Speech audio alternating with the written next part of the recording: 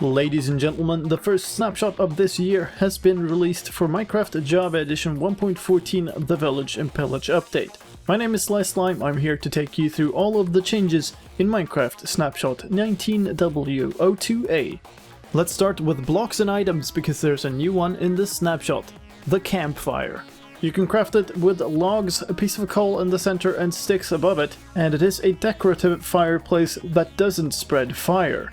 You can right-click food items to place them on the campfire, cooks up to 4 foods at a time but at a speed 3 times slower than a normal furnace. The food items will pop off when they are fully cooked. A campfire is also a cozy light source, emitting light at level 9, much dimmer than other light sources. If you pour water on a campfire, it will be extinguished. Extinguishing a campfire will pop off any food item that is currently on it, but there seems to be a bug currently where the items can't be picked up afterwards. An extinguished campfire can be relit with a flint and steel, but other fire sources like fire charges will not light it. The campfire emits a new type of particle. It is a smoke signal.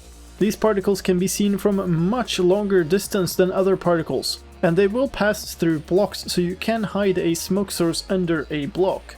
If you place a hay bale below the campfire, that will cause the smoke particles to stay even longer and rise higher, producing a smoke pillar that rises approximately 22 blocks up. If you step onto a lit fireplace, then it will hurt half a heart of fire damage repeating. However, it does not burn items, and if you have fire resistance, that will negate the damage. More changes to new blocks and items. The Cartography Table has now gotten a crafting recipe. It can be crafted from 2 planks with 2 papers above them. They also have a new user interface with an easy and simple way to clone, extend and lock maps. Cloning and extending recipes existed before, but locking is new. Map locking is done with a glass pane in the Cartography Table and produces a locked map that can no longer be modified in any way. Another new block that can also now be crafted is the Lectern. You craft it from slabs and a bookshelf. It also now has new functionality. If you hold a book and right-click an empty lectern, you will place the book in the lectern. Any written book can be placed into a lectern whether it has been signed or not. Right-clicking the lectern with the book in it will open it to read it.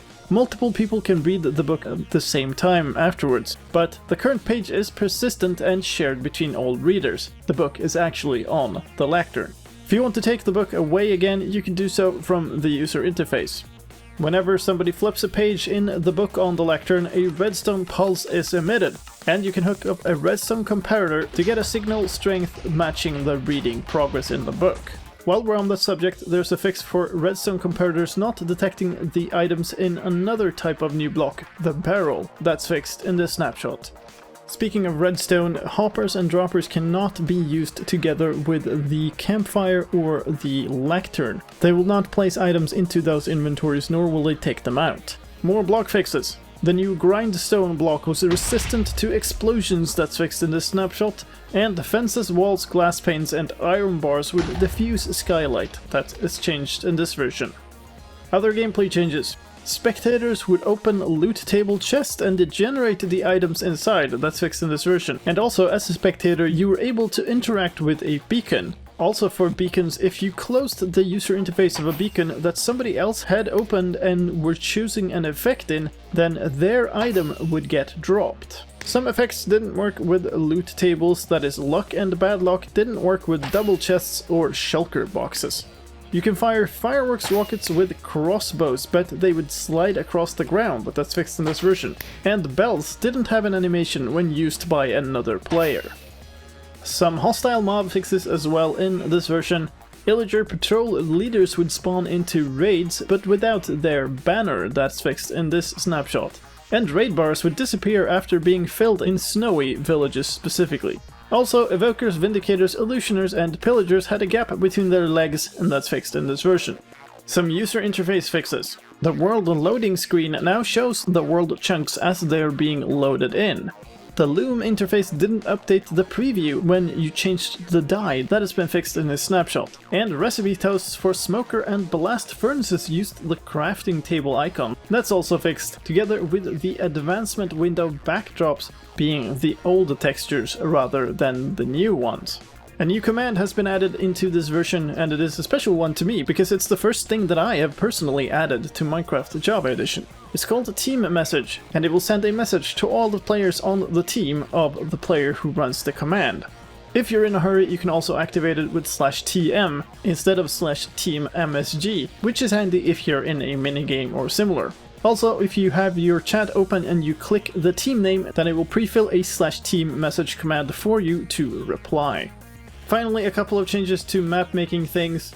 There is a new type of recipes for adding custom recipe, and that is the campfire type. It does exactly what you would expect it to. And there are two new particle types, campfire_cozy_smoke and campfire_signal_smoke. In addition to that, a whole slew of crash fixes and performance improvements in the snapshot. Now, despite that, snapshots are experimental versions, and once you upgrade a world, you can never downgrade back to the previous version again. So if you want to try this version out, make sure you do it on a copy of your world, or on a separate test world. With that said, if you do want to try it, head into your Minecraft launcher, open the menu bar and go to the Launch Options tab. Switch on Enable Snapshots, read the warning message, click OK, and then head back to your News tab, where now in the drop-down box next to the play button, you'll be able to select the latest snapshot profile. Select that, start the game to play the latest snapshot or pre-release version, which is currently this one, Minecraft Snapshot 19w02a. And that was all from me for this time. I hope you found this video useful, and if you did, please help me out in return and leave a like. If you want to stay up to date with all the latest Minecraft news, then subscribe to my channel where I do update videos for every single new snapshot or version released. My name is slicedlime, thank you for watching, and I'll see you next time.